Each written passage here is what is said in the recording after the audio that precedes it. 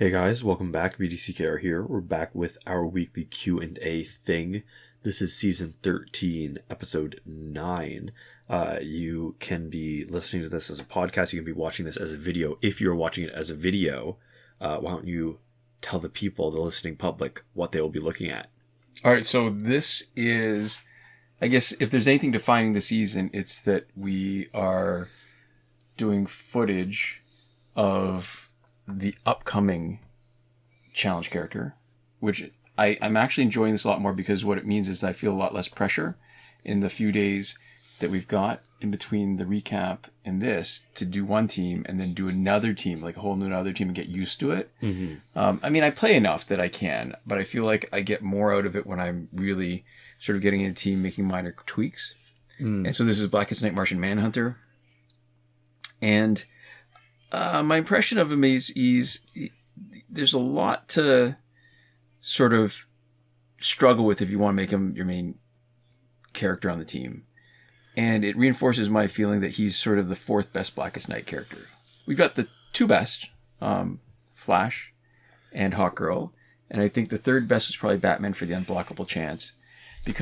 So here's the problem with Blackest Night Martian Manhunter. His first hit is not ranged. So Master's Death Cart shoves the opponent too far away. So you got to wait for them to come back. Mm-hmm. Hold on. No, not the first hit. The fourth hit is not ranged. Third hit? Something. It's the one that swings over so that you're raining down a couple of, what do you call it? A couple of meteors. And if that's all you care about, then sure. But the most damage is the one that's not ranged, that they have to be close by to get. So you're going to lose out on that. The first hit that's not ranged is for the first special one.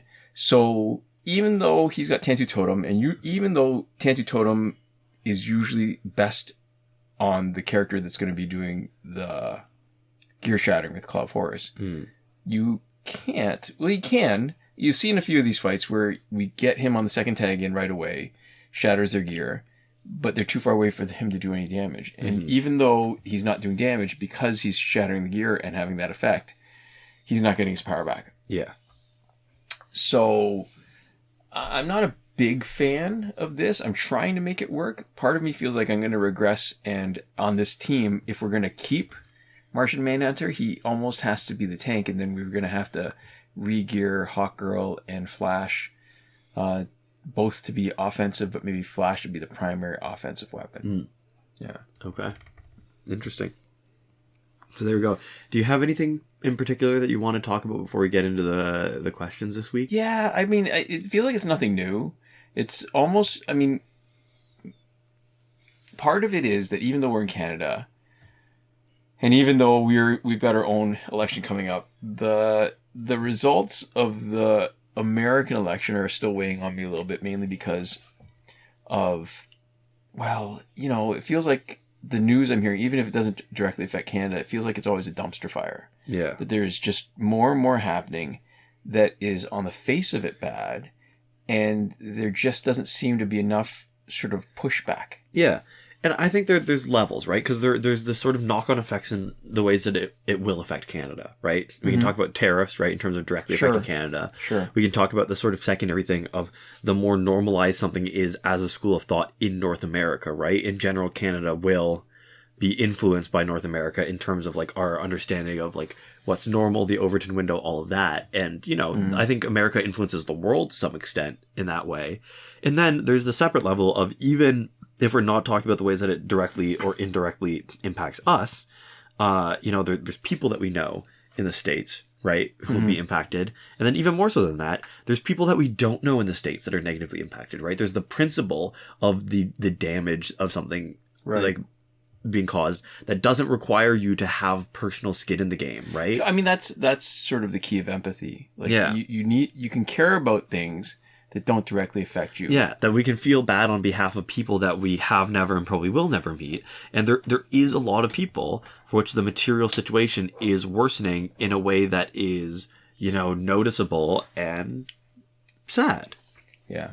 Yeah, so nothing new. It's really just the same, and it's more of the same. At some point, it's got to stop, but it feels like there's something new every week. Yeah. especially with the way funding's being shut down. I mean, it reminds me a lot. We must have talked about this, where when stores, like retail stores, a lot of them, it's sort of a pattern that repeats itself, where there's a retail store that is trying to cut corners, or become more profitable. And, there's money that you make and money that you spend. And it's harder to make more money, to increase cash flow that way.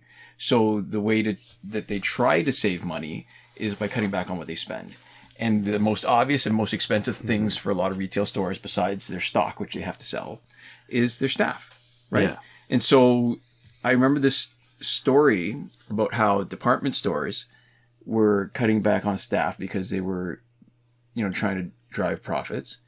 And in the short term, that actually helped. Yeah. They were spending less money.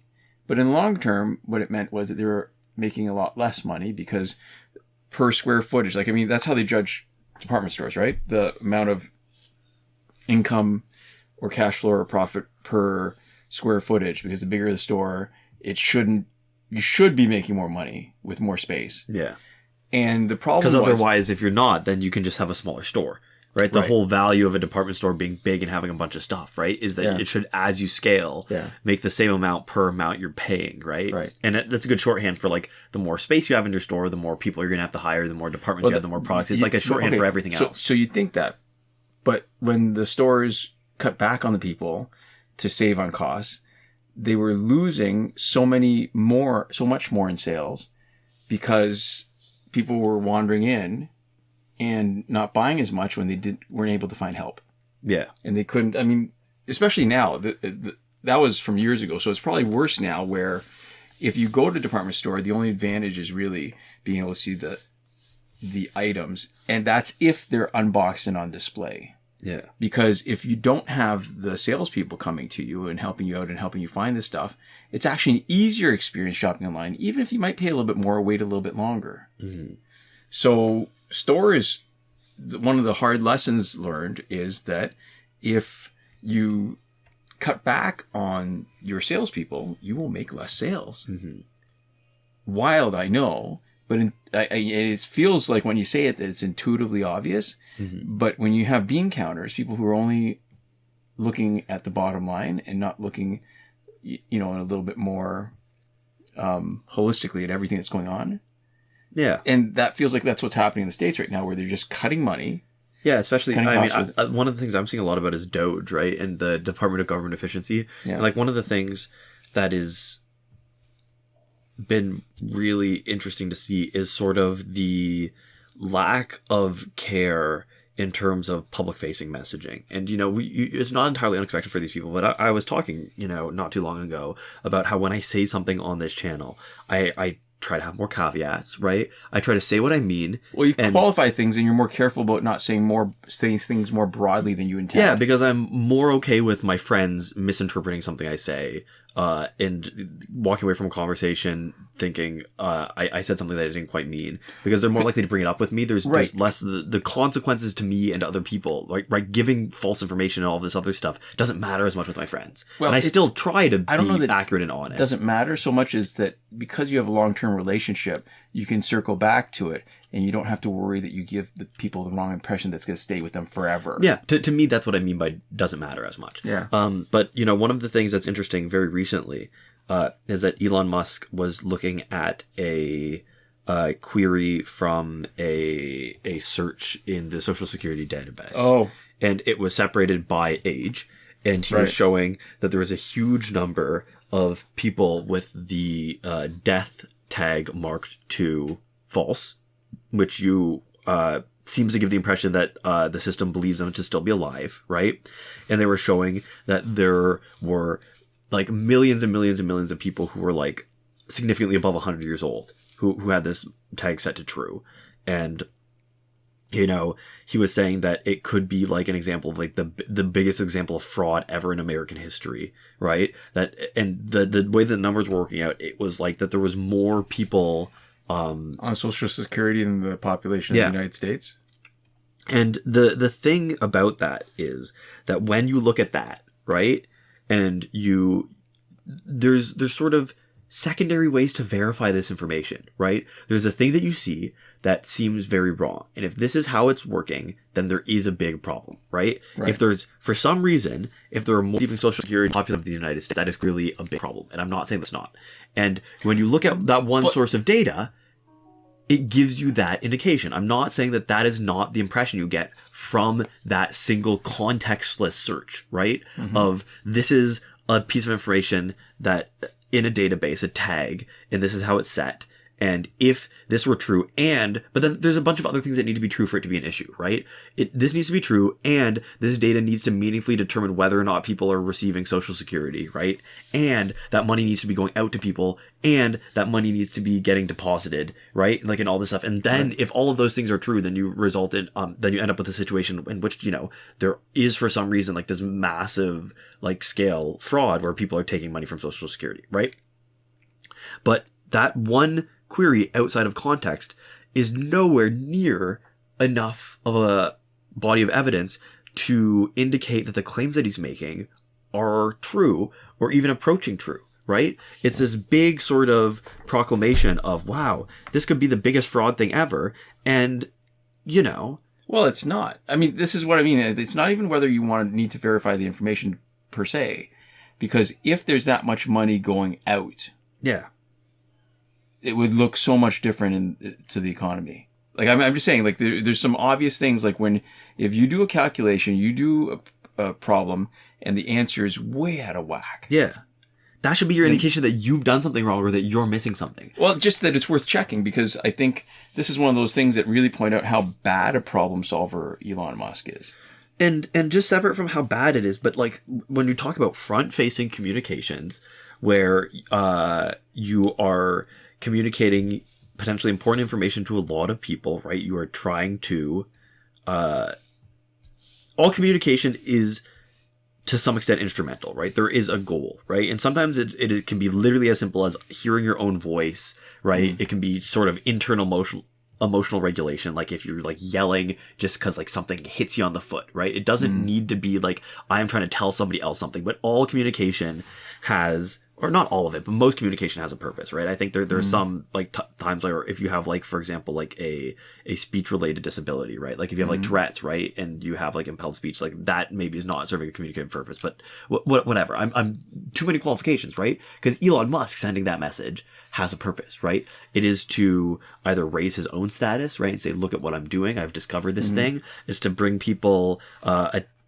like information that is indicative of like fraud happening, that is happening under the government's nose, right? It's to make it seem like the stuff that he's doing is important and good and valuable, and to make people skeptical of the government and think that the stuff that he's doing is necessary. And when you look at the actual burden of evidence that and standard that he holds himself to before saying that, it should give you so little confidence in the how he operates, right? Because but we knew that. I mean, honestly, like when he accused that rescuer, or it was the engineer, when there were those boys, the divers that saved the boys that were trapped in a cave. And he accused who of being a pedophile? I think it was one of the divers. Okay. Like the guy who actually came in and did it, like for some reason, he was giving him access to these boys. Again, it's not even like you look back in retrospect and reevaluate information. We knew already then that this is what some people would call an unserious man.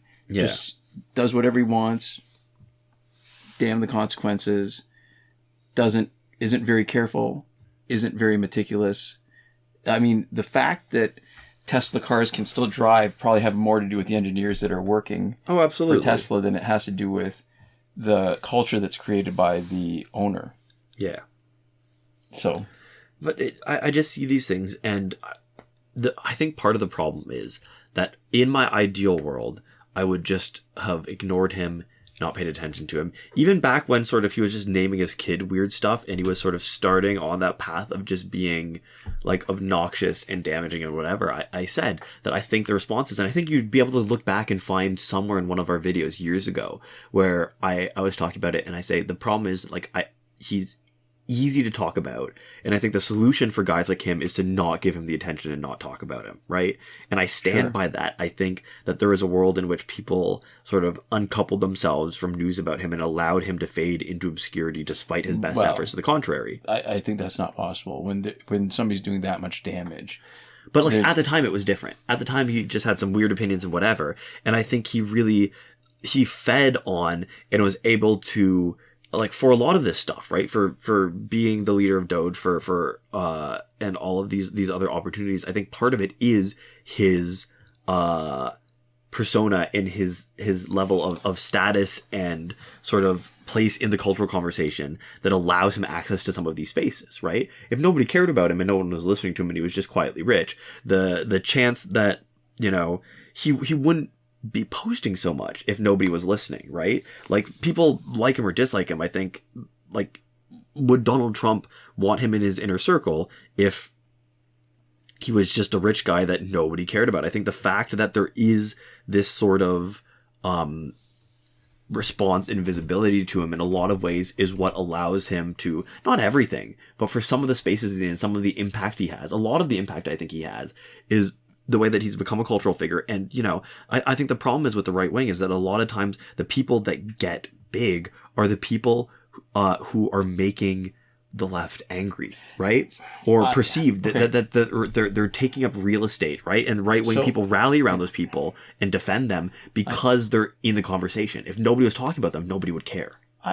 I'm going to maybe push back a little bit on that, only because I think if we're talking about that conservative regressive ideology, that there are different roles that are played, and some of them are the public facing roles and some of them are the money and some of them are both. And sure, I think if people's only contribution to regressive politics is being public facing, then that's true. When you don't give them attention, when they don't have access to the platform, then you can take away their impact. That's like Milo, that guy. I can't remember. Milo Yiannopoulos, yeah. Whatever. I do think Elon would have had a much limited scope, even with the money. No, but hold on. The money is a whole different role. There are many examples of people who are not as inflammatory publicly, who are still influential and have access to Trump and have access to the White House and the ability to make changes. I think Elon Musk is able... You know, it's more efficiently. It's like a baseball player who's good on defense and offense. Yeah. So he does it all for him. But I don't know that it's actually an answer to people who have real influence outside of just the platform to be able to ignore them. And I think a lot of times you do need... I'm of the belief... I don't think we can ever know for sure which is the right answer. Yeah. But I'm of the belief that sometimes you do need to respond to what people say, if not to convince them, but so that other people can hear the other side and have the words. Even if they already disagree, it helps them find the words to be able to articulate themselves. And even if they're open-minded enough, it might convince them otherwise. I'm not saying it's not worth it to ever respond to him. I'm thinking about, so for example, when he and Grimes had their child, right? And they named it that ridiculous name. I'm so ashamed that she's a Canadian. AE, whatever. Yeah. That was a moment that got a huge amount of press. Every time he did anything, right, it got a huge amount of press. And I think, you know, if you're responding to inflammatory rhetoric that people are picking up and believing, I think there is value in that, that just ignoring it is not a strategy, right? But I'm thinking, separate from his rhetoric, when he was doing all of these things that were just brazen sort of attention grabs, right? We really fed a lot of stuff that didn't require a response, that didn't require opinions, that wasn't newsworthy or interesting, except for, you know, Guy does weird thing as publicity, right? That we fed so strongly with that publicity and attention, right? And a lot of it was, you know, this is ridiculous. Like, why would you do this? But even the act of talking about it, right, was doing the thing that he wanted. And so I think that the thing that's unfortunate is there's a lot of ways in which Elon Musk is clearly intellectually dishonest, that he is, you know, espousing damaging and untrue beliefs, right? The way that I talked earlier about his lack of standards for reporting on or sharing, disseminating information, right? But I think part of the issue is that, unfortunately, a lot of this stuff is ultimately pretty effective for what he wants, right? So the people that agree with him, and he has lost some cachet. There have been people who have turned on him. It's not that it's all exclusively good, but he does something ridiculous as a clear play for attention, and he gets the attention, right? There's ways I think he is getting less of that than he wants, and that's part of what's fueling some of his behavior. But it also, I don't want to speculate too much on that because I can't know for sure, right? But I think a lot of the times, the stuff he's doing for his ends is largely effective, and part of what makes it effective is the people who are playing into what he wants by talking about it. Because I think a lot of the things that he wants is to have his beliefs and opinions and the and I'm putting big air quotes on this, like the facts that he shares, to be important to the public dialogue and to shape public opinion. And even if there's, like, we're all talking about it and saying, like, this is horrible and wrong, I think, like, it is getting into the public dialogue and is shaping public opinion, partially on the back of that. I think we're going to agree to disagree on this. Fair enough. Yeah. I don't know that we're going to get any further on this. Okay. Well, anyways, do you want to get into our first question this week? Sure. This comes from Luckman Officials. That's Luqmaan. They say, I'm actually sick of going up against Flashpoint characters almost every single online battle. Sure, it's good cheese, but it's tiring to go up against if you don't have decent gears. Yeah, I can see that. I think it's both decent gears and a good team. The fact that you're facing a lot of Flashpoint teams, I don't know what sort of battle points you're striving for and where you're hitting that sweet spot where a lot of teams that are available at the levels that you need are going to be Flashpoint, or it might just feel like you're seeing a lot of Flashpoint this way, same way if you're looking for a specific car because you just bought it and it seems like every other car on the street is that car because you notice it now. But so there's two elements to this, right? And this is one of the reasons why I like having a good offensive, high damage output team, and I prioritize that over defense, because if you are fighting smartly, you will do well against any other team as long as you can survive either the Astro Harness or any other sort of invulnerability, or that you can get past the points where the other team can interrupt your damage. And so there are teams. I mean, if you're really worried about the high damage output, a Red Sun Green Lantern team is good because it negates crit damage, right? You can't get hit by crit damage. That's where the strength of the Flashpoint team is. But that's boring. You don't want to play that team. So we've got lots of teams that we like. We did a whole season of those teams. They are all high enough damage output that even when we face a Flashpoint team, it's not a problem. And I think, I don't even think it's that good cheese. Like, as a defensive team, the Blackest Night team you're watching is probably more of a pain. If they're geared a little differently. The problem with the Blackest Night team for me is that there's a huge defensive potential, but unless we're facing a team that's dealing a bunch of damage over time, the offensive potential is still pretty limited if we're going to be fighting with Blackest Night, Martian Manhunter. So it's not just the gears. There's lots of teams you can do. And here's the other thing too. If you don't have good gears, then you really shouldn't be playing your highest stat characters in multiplayer. I'm just laying that out there. So you're better off playing a really good silver team, so you have a better chance of winning and getting the ladder bonus instead of trying to, crank up the battle points per fight and actually lose a few. Yeah, although people have mentioned sometimes that it seems like there's those lower tier fights that people are seeding with higher quality gear, right? Where they're putting worse people in. And we don't play at that level very often, so it's hard to see it for ourselves. But if that's happening, that is a little frustrating, right? That is too bad because it puts you in a situation where there's not as much, you don't have as much control over whether or not you can win fights. Because especially when you are just like worse characters, and you're getting people with higher stats and much better gear, then there isn't, a lot you can do if you struggle with those fights. There's nowhere you can go with that, which is too bad. But I don't actually know how much that's happening. I don't think it's happening nearly as much as it will when you're in a higher stat fight, like with golds. You have to imagine. Anyways, our next comment comes from Jericho Carr 9409, and they say, I have made a team that is close to this that I came up with. I use Static and Raven for the same reason that you did here, but I used Injustice 2 Superman instead to absorb specials that I couldn't drain. I use him as a tank, and I have Master's Cart and Totem on Static, so I can set myself up to tag in Raven nicely, but I do like Hawk Girl as an alternative, however. I also like to use Quake Engine on Raven, since you get that buff if they have below a bar of power, which they always will with Raven. Yeah, I don't think that's too different. I mean, the issue I'll take with this strategy is, in my mind, I picture sort of overlapping abilities.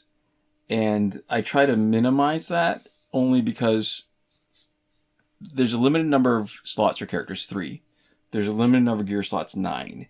And if there's something that I want to get done in a fight, I'm not planning on letting somebody get knocked out.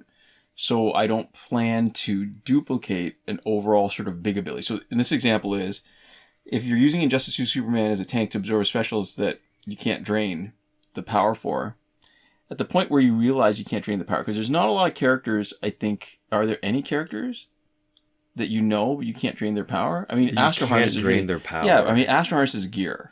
Mm-hmm. So most of the time, is Lobo immune to power drain, or is he immune to damage over time? One of the Lobos. Yeah, no, one of the Lobos. I think it's the Bounty Hunter original, or his original. Okay, yeah, and Static. Yeah, Static can't.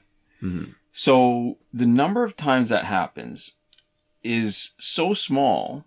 I don't want to stick a third character in it and lose the ability of Hawkgirl Prime to tag in and out fast. Is that by itself is an answer? If I'm worried about not being able to drain the power and being vulnerable to special, I'm just going to hit the other team hard. I got Hawkgirl Prime as my mute shield with Astro Harness. Yeah. And I would say maybe 90% of the time, I can drain. Mm-hmm. So if you're worried about not being able to manage your power properly so that Rebirth Raven always has too much power for her passive to kick in against an opponent, or that you can't time her tag in right, I mean, Hawkgirl solves that. And it would feel like a waste of a slot. I get much more value out of Hawkgirl Prime as the third slot. And we've done a bunch of fights with Quake Engine. I think that's one of the rationales that we use, is that if there's anybody that can take advantage of Quake Engine that doesn't do damage over time, it really is Rebirth Raven, because so many times when she tags in, she reduces the opponent to less than a bar of power. Yeah. So she gets that bonus 50% boost to her special. Yeah. So there we go. Maybe time for one more here. Mm-hmm. We have Burke's Homemade Memes. Or Burke Show Me Mad Memes. How did we It's a little different every time. I don't know. And they say, Tantu Totem are so oppressive that I always run it, which gives me a bad habit to never experiment anything else. Or else I use basic attack gears to turn my brain off. Hold on. Burke's Show Me Mad MMS. Yes. That's it. There you go. Okay, sorry. And so then they go on to say, so it's nice to hear the potential about the other gears, considering I don't even bother remembering their effects or they even exist in the first place. Your thumbnail is Harley Quinn, by the way. Yeah, thanks for that. I actually fixed that. This was a long time ago. This question was from way back. Yeah. I still think it's an interesting point. I think this was from our first episode talking about the going through all the gears. Yeah, so all the 3.5 star gears. Yeah, which was like a couple months ago at this point. Yeah. And I think, it's a good point. I feel like I run into that a lot myself, and not just with gears, but also with different passives. Like when I've been playing Arkham Team for a while, I end up relying a lot on Arkham Knight back roll, saving our team members. And then I'm in the first fight, switching back, I'm always a little bit surprised and a little bit offended when they don't revive and I get knocked out. And I think, oh, that was no good. Or when I've been using New 52 Wonder Woman for a while, and I just have so much power to play with because she generates for the whole team. And I could totally see that happening with gears. And there was a time when I felt like making the effort to use lower gears. And part of me still wants to make a team or an account that has all the gears sub-maximally fused. If only to show you... Because the cost for promoting gears increases each level the closer you get to the maximum. So the two most expensive sort of fuses or promotions are right at the last two. Yeah. I was thinking that at some point it might be fun to try to create an account where the gears topped out at level 8 and just show you how effective that is, where you don't have to spend all your credits and your shards and stuff if you don't have them. Interesting. But, the time it would take to do that is pretty, huge. That's a big commitment right off the bat because you need to actually get an account up to the point where you can have enough gear up to level 8 that you can make those meaningful comparisons. Yeah. So totally, I get that too. I mean, I'm at the point now where sometimes if there's a character I haven't played with a long time, I sort of have a vague idea of their abilities and the parts that matter to me. But until I force myself to play them, I'm with you, Burke. I think part of the problem is that there is a value and reason to use a lot of this stuff, but most of the time, once you get into your routine, what you know is that there was a reason why you got into this routine, right? You pick this stuff over other stuff, and sometimes it's not a great reason, but you're already in it, and the sort of push that you need to get over the hill to actually start trying other stuff that you know that you put down at some point for whatever reason is pretty high. And if you're just playing a little bit here and there and you're not spending a lot of time thinking about it, then there's nothing that's really going to give you that push, right? Unless you feel yourself getting bored but still want to play. Yeah. Yeah. I know we're sort of at time here. I wouldn't mind doing Burke Show Me Mad MMS, the other question, because I think we can do it quick and it's relevant to what we're talking about earlier. So they say every time I say CAD is the only currency that matters, I watch the USD/CAD keep getting worse, kind of relating to tariffs. Jokes aside, CAD dropping means that there could be an economic boost for Canada. Things are essentially cheaper for everyone else. Sucks if you live in Canada and want to travel, though. So the one interesting that I've seen, 6 months ago, I would have thought Liberal Party dead in the water. They get rid of Trudeau, still dead in the water, that everybody's ready for a change. And this, wanting to travel, I think there's a lot of people now who not only don't want to travel in the States, they're canceling plans that they already made. Yeah. Because of the noise that's coming about tariffs, about annexing Canada, about all this just sort of negative stuff. Yeah. And I think everything else aside, I mean, the tariffs haven't hit, but that uncertainty, I think has really changed the possibility. I think the conservatives, they call themselves conservatives, really the Reform Party and the Alliance Party and all the old conservative, the progressive conservative parts are gone. It's really the Western Reform Party that's rebranded itself. Yeah. And Pierre Poilievre's messaging for a lot of the time when he was in the lead was, Canada's broken, I'm the only one who can fix that. Yeah. Mirroring a lot of what Trump was saying. And I think it's failing him now. When people really see what Trump means when he said all that stuff about make America great again, what he's really doing is breaking it now. And I think there was too much of a mirroring of that kind of rhetoric. The sort of campaigning, and people are really seeing that it's maybe not what we want. Yeah. And I'm really hopeful. Like, I feel like this is one of the few good things that's come out of it, that I feel like that there's a chance that these Reform Party candidates will not win the election. I think there's at least a chance. I did think there was a chance 6 months ago. I think there's a chance now, whatever happens actually in the end. I think there's the 1-2 punch too of Justin actually stepping down, right? Where I think you lose some momentum when a lot of your sort of platform is working against Justin, right? It's replacing him. It's like you need something new, right?